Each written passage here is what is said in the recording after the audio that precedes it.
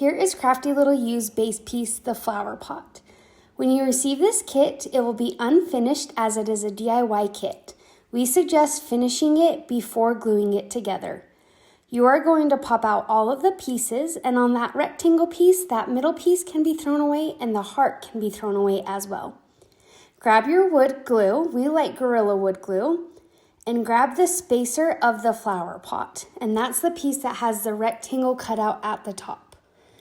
Line the top of the flower pot and then grab the front of the flower pot, which has the heart, and wood glue that to the front.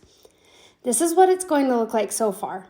Your middle piece is going to stick out just a little bit on those bottom tabs so it can fit into these two bases, just like this.